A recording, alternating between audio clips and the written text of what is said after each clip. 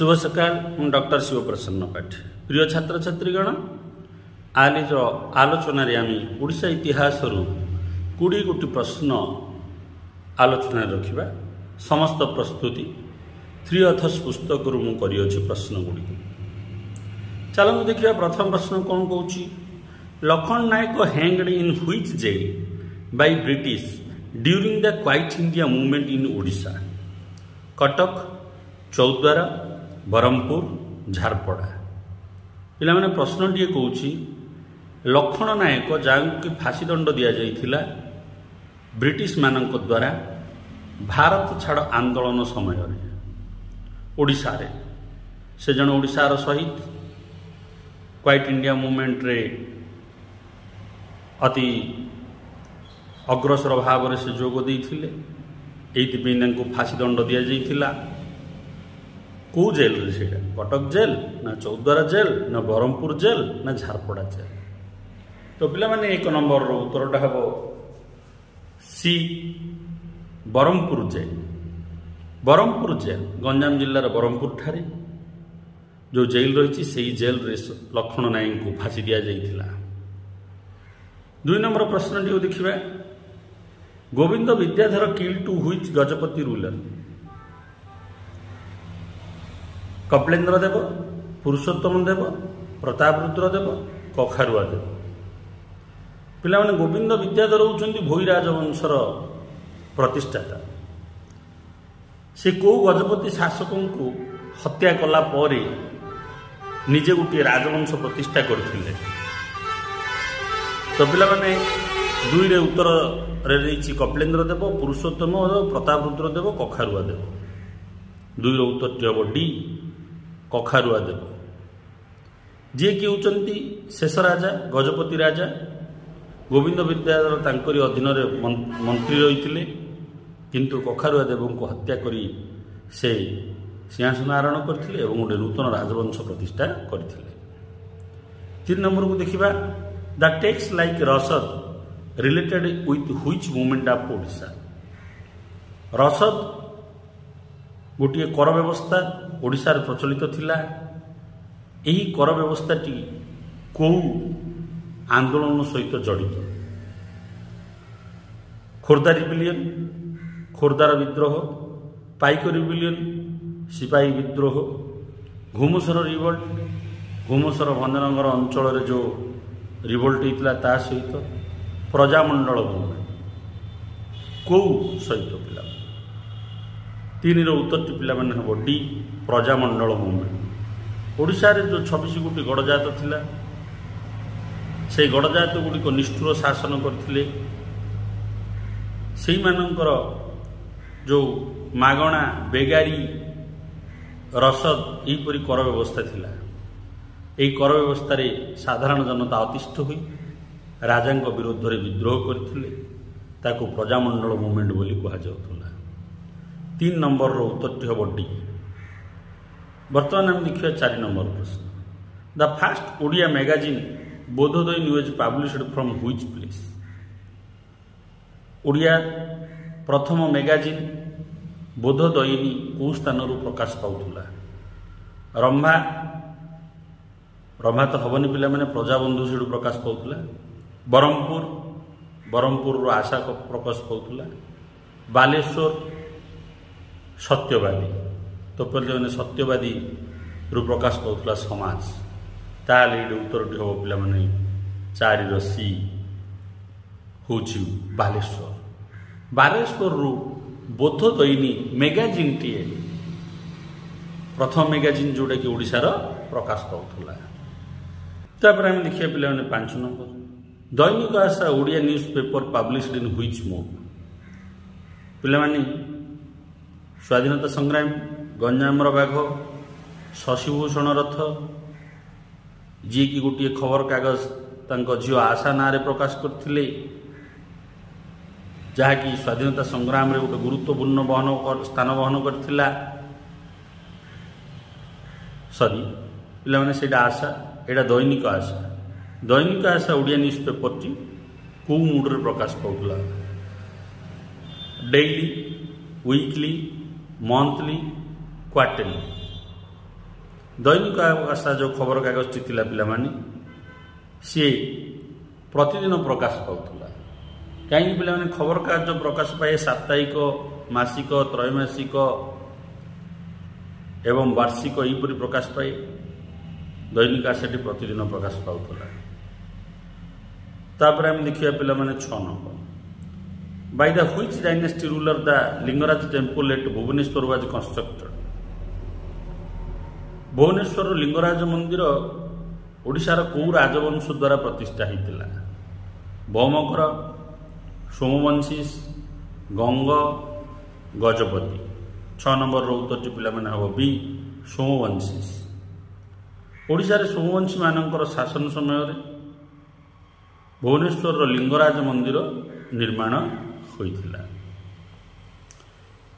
7 number प्रश्न को देखिबा कुली कुतुब शाही invaded Odisha during the which ruler ruling time of Odisha Kapilendra Deva Purushottam Deva Prataprudra Deva Kakharua देव ओडिशार ये जो 4 जन राजा रही पिलाने कपिलेन्द्र देव पुरुषोत्तम प्रतापरुद्र देव कखारुआ देव ए भितर का शासन समय कोली कुतुब शाह ओडिशा को आक्रमण करते 7 नंबर उत्तर पिला हम सी प्रतापरुद्र देव शासन समय कुली कुतुब शाह बंगर रूलर ओडिशा को आक्रमण करते देखिए 8 number during the which dynasty ruling time Odisha Shri Chaitanya came to Odisha Ganga Gajapati Bhaumakar Bhoi कौ राजवंशर ओडिशार शासन समय वैष्णव धर्मगुरु श्री चैतन्य ओडिशा को आसते गंग मान समय ना गजपति समय ना भौमकर समय ना भोई समय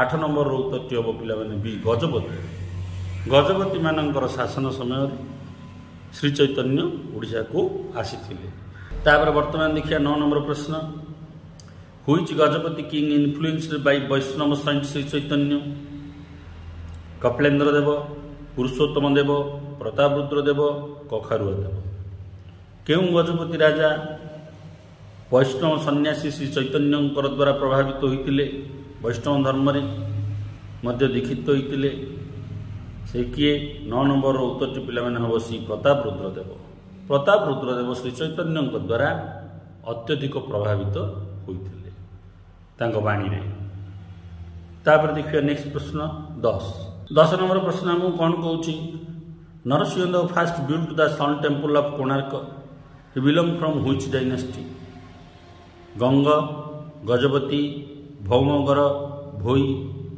नरसिंह देव प्रथम सूर्य मंदिर निर्माण करचंती कोणार्क ठारे से क्यों राजवंश आसी तो पिला माने 10 नंबर उत्तरटी हम ए गंग राजवंश आसी आम देखिए पिला माने 11 नंबर प्रश्न the great poet Jayadeva flourish during the which dynasty period in Odisha ओडिशार जने महान कवि जयदेव सी क्यों राजवंश समय थिले ओडिशार कौ राजा शासन समय से ग्रेट पोएट थिले गंगवंश सोमवंश सर्वपुरिया भोई राजवंश 11 नंबर उत्तरटा पिलाने हम ए गंग राजवंश समय जयदेव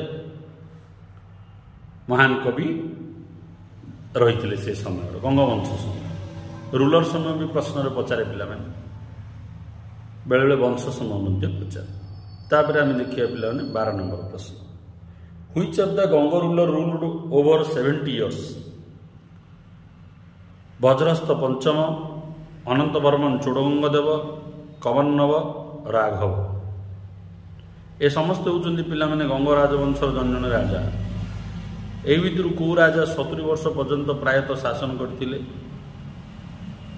तो पिला ये उत्तरटी हम 12 अनंत वर्मन चोड़गंग देव चोड़गंग देव गंगराजा जी की प्रायतः लंबा समय ओडिशा रे शासन करते सबुठ अधिक 70 वर्ष वज्रस्थ प्रथम होती गंग राजवंश ओडिशार प्रतिष्ठाता तापर आम देखिए पिला 12 उत्तरटी किंतु पिला हम बी तापर देखिए नेक्स्ट 13 नंबर उत्तरटी आप कौन कहूँ the great poet Jayadeva was contemporary which Ganga king जो महान कवि ଗଙ୍ଗ ରାଜବଂଶ ସମୟରେ ରହିଥିଲେ ଜୟଦେବ କେଉଁ ରାଜାଙ୍କର ସମସାମୟିକ? ଅନଙ୍ଗ ଭୀମଦେବ ଦ୍ୱିତୀୟ, ଅନନ୍ତ ବର୍ମନ ଚୋଡ଼ଙ୍ଗ ଦେବ, କମର୍ଣ୍ଣବ ଦେବ, ରାଘବ। ତ ପିଲାମାନେ 13 ନମ୍ବରର ଉତ୍ତରଟା ହେବ ଏ ଅନଙ୍ଗ ଭୀମଦେବ ଦ୍ୱିତୀୟଙ୍କ ଶାସନ ସମୟରେ ଜୟଦେବ ଜଣେ ପ୍ରସିଦ୍ଧ କବି ରହିଥିଲେ। ତାପରେ ଆମେ ଦେଖିବା 14 number, Ganga king Chodaganga Deva was the worshipper of which god? Kartik, Ganesh, Gokarneswar, Tumbeswar. Chodaganga Deva ଯେଉଁ ଗଙ୍ଗରାଜା ସେ କେଉଁ ଠାକୁରଙ୍କର ଉପାସକ ଥିଲେ? କାର୍ତ୍ତିକ, ଗଣେଶ, ଗୋକର୍ଣ୍ଣେଶ୍ୱର, ତୁମ୍ବେଶ୍ୱର। ତ ପିଲାମାନେ 14ର ଡିଟା ହେଉଛି ଗୋକର୍ଣ୍ଣେଶ୍ୱର। ଗୋକର୍ଣ୍ଣେଶ୍ୱର ଶିବଙ୍କର ସେ ଉପାସକ ଥିଲେ ଚୋଡ଼ଙ୍ଗ ଦେବ। ତାପରେ ଆମେ ଦେଖିବା 15 ନମ୍ବର ପ୍ରଶ୍ନ, who build Gangeswar Shiva temple at Jaipur? Jaipur ଠାରେ ଗଙ୍ଗେଶ୍ୱର ଶିବ ମନ୍ଦିର ରହିଅଛି, ତାକୁ କିଏ ନିର୍ମାଣ କରିଛନ୍ତି? ବଜ୍ରସ୍ତ ପଞ୍ଚମ, ଅନନ୍ତ ବର୍ମନ ଚୋଡ଼ଙ୍ଗ ଦେବ, କମର୍ଣ୍ଣବ ଦେବ, ରାଘବ। 15 ନମ୍ବରର ଉତ୍ତରଟା ପିଲାମାନେ ହେବ ବି ଅନନ୍ତ ବର୍ମନ ଚୋଡ଼ଙ୍ଗ ଦେବ। ଇଏ ନିର୍ମାଣ କରିଛନ୍ତି ଗଙ୍ଗେଶ୍ୱର ମନ୍ଦିର ଜୟପୁର ଠାରେ। ଅତ୍ୟନ୍ତ ଗୁରୁତ୍ୱପୂର୍ଣ୍ଣ ପ୍ରଶ୍ନଟିଏ ପିଲାମାନେ। ନେକ୍ସଟ ଦେଖିବା 16 ନମ୍ବର ପ୍ରଶ୍ନ, which of the poet of Odisha contemporary of Gajapati king Kapilendra Deva? ନିମ୍ନ ଦିଆଯାଇଥିବା ପଏଟ୍ ଜୟଦେବ, ବଳରାମ ଦାସ, ସାରଳା ଦାସ, ଏ ଭିତରୁ କେଉଁଠି ବି ନୁହେଁ। କିଏ ହେଉଛନ୍ତି ଜୟଦେବ, ବଳରାମ ଦାସ, ସାରଳା ଦାସ ମଧ୍ୟରୁ ଗଜପତି ରାଜାଙ୍କର କପିଳେନ୍ଦ୍ର ଦେବଙ୍କର ସମସାମୟିକ? 16 ନମ୍ବରର ଉତ୍ତରଟି ହେବ ପିଲାମାନେ ଶ୍ରୀ ସାରଳା ଦାସ। ସାରଳା ଦାସ ହେଉଛନ୍ତି ଜଣେ ପ୍ରସିଦ୍ଧ କବି ଯିଏକି ଗଜପତି ରାଜା କପିଳେନ୍ଦ୍ର ଦେବଙ୍କ ସମସାମୟିକ। ତାପରେ ଆମେ ଦେଖିବା ପିଲାମାନେ 17, ସାରଳା ଦାସ ଟ୍ରାନ୍ସଲେଟେଡ୍ ହୁଇଚ୍ ପୁରାଣ ଫ୍ରମ୍ ସାଂସ୍କ୍ରିଟ ଟୁ ଓଡ଼ିଆ? ସାରଳା ଦାସ କେଉଁ ପୁରାଣକୁ ସଂସ୍କୃତରୁ ଓଡ଼ିଆକୁ ଅନୁବାଦ କରିଥିଲେ? ମହାଭାରତ, ରାମାୟଣ, ନାରଦ, ମତ୍ସ୍ୟ। 17ର ଉତ୍ତରଟା ପିଲାମାନେ ହେବ ଏଇ ମହାଭାରତ। ମହାଭାରତ ଏହି ମହାପର୍ବ ପୁରାଣକୁ ସଂସ୍କୃତ ଭାଷାରୁ ଓଡ଼ିଆ ଭାଷାରେ ଅନୁବାଦ କରିଥିଲେ ସାରଳା ଦାସ। ତାପରେ ଆମେ ଦେଖିବା ପିଲାମାନେ ନେକ୍ସଟ 18 ନମ୍ବର ପ୍ରଶ୍ନ ମୁଁ କ'ଣ କହୁଛି, the famous Sanskrit drama Parashuram Vijay was written by whom? କିଏ ସଂସ୍କୃତର ଗୋଟିଏ ଡ୍ରାମା ରଚନା କରିଛନ୍ତି, ତା ନାଁ ହେଉଛି ପରଶୁରାମ ବିଜୟ। ତାର ଅର୍ଥ ପରଶୁରାମ ବିଜୟ ଡ୍ରାମା ପୁସ୍ତକର ରଚୟିତା କିଏ? କପିଳେନ୍ଦ୍ର ଦେବ, ଚୋଡ଼ଙ୍ଗ ଦେବ, ଜନ୍ମଜୟ ଫାଷ୍ଟ, ଶିବବର ଦେବ ଫାଷ୍ଟ। 18 ନମ୍ବରର ଉତ୍ତରଟି ପିଲାମାନେ ହେବ ଏଇ କପିଳେନ୍ଦ୍ର ଦେବ। କପିଳେନ୍ଦ୍ର ଦେବ ଜଣେ ମଧ୍ୟ ଜ୍ଞାନୀ ଗୁଣୀ ରାଜା ଥିଲେ। ସେ ମଧ୍ୟ ବିଭିନ୍ନ ପୁସ୍ତକ ରଚନା କରିବାରେ ସିଦ୍ଧହସ୍ତ ଥିଲେ। ପରଶୁରାମ ବିଜୟ ହେଉଛି ଗୋଟିଏ ଡ୍ରାମା ଯାହାକି କପିଳେନ୍ଦ୍ର ଦେବ ରଚନା କରିଥିଲେ। 18 ନମ୍ବରର ଉତ୍ତରଟି ହେଉଛି ଏ। ତାପରେ ଆମେ ଦେଖିବା 19, ହୁ ରୁଟ୍ ଗୀତ ଗୋବିନ୍ଦ? ଗୀତ ଗୋବିନ୍ଦ ପୁସ୍ତକଟିକୁ କିଏ ରଚନା କରିଛନ୍ତି?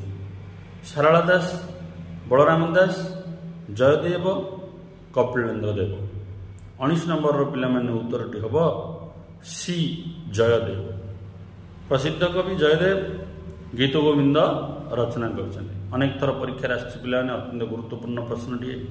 ଗୀତ ଗୋବିନ୍ଦ ଜୟଦେବ ମନେ ରଖିଦେବେ। ତାପରେ ଆମେ ଦେଖିବା ପିଲାମାନେ ନେକ୍ସଟ ହେଉଛି ଏହି ଭିଡ଼ିଓର ଶେଷ ପ୍ରଶ୍ନ, 20 ନମ୍ବର ପ୍ରଶ୍ନ, which was the second seat of administration Chodaganga Deva? Chodaganga Deva ତାଙ୍କର ଶାସନ ସମୟରେ ସେକେଣ୍ଡ ସିଟ୍ ଅଫ୍ ଆଡମିନିଷ୍ଟ୍ରେସନ ବୋଲେ ଦ୍ୱିତୀୟ କ୍ୟାପିଟାଲ ମାନେ ଗୋଟେ କ୍ଷମତା କେନ୍ଦ୍ର ଦ୍ୱିତୀୟ କେଉଁ ଅଞ୍ଚଳଟା ଥିଲା ଚୋଡ଼ଙ୍ଗ ଦେବଙ୍କର? ପୁରୀ, କଟକ, କଳିଙ୍ଗନଗର, ସାରଙ୍ଗଗଡ଼। ତ ପିଲାମାନେ ମନେ ରଖନ୍ତୁ, ପୁରୀ କଟକ ତ ହେବନି, କଳିଙ୍ଗନଗରଟା ତାଙ୍କର ଆରମ୍ଭ ସମୟରେ ରାଜଧାନୀ ଥିଲା, କିନ୍ତୁ ପରେ ସାରଙ୍ଗଗଡ଼କୁ ଦ୍ୱିତୀୟ କ୍ଷମତା କେନ୍ଦ୍ର ହୋଇଯାଇଥିଲା। ସାରଙ୍ଗଗଡ଼ରୁ ମଧ୍ୟ ଗୋଟିଏ ଆଡମିନିଷ୍ଟ୍ରେସନ ୟୁନିଟ୍ ଏଷ୍ଟାବ୍ଲିଶ କରିଥିଲେ ଚୋଡ଼ଙ୍ଗ ଦେବ। ଚୋଡ଼ଙ୍ଗ ଦେବ ଶାସନ ସମୟରେ ଦୁଇ ଗୋଟି ଶାସନର ମୁଖ୍ୟ କେନ୍ଦ୍ର ଥିଲା, ଗୋଟେ ହେଉଛି କଳିଙ୍ଗନଗର, ଅନ୍ୟ ହେଉଛି ସାର ଅଙ୍ଗଡ଼। ମୁଁ ଆଶା କରୁଛି ମୋର ଏହି ଆଲୋଚନା ଆପଣମାନଙ୍କର ଆଗାମୀ ପ୍ରତିଯୋଗିତାମୂଳକ ପରୀକ୍ଷାରେ ସହାୟକ ହେବ। ଭିଡ଼ିଓକୁ ଲାଇକ୍ କରନ୍ତୁ, ଚ୍ୟାନେଲକୁ ସବସ୍କ୍ରାଇବ୍ କରନ୍ତୁ ଏବଂ ସମସ୍ତ ପ୍ରତିଯୋଗିତାମୂଳକ ଗ୍ରୁପରେ ସେୟାର କରନ୍ତୁ। ବନ୍ଦେ ଉତ୍କଳ ଜନନୀ।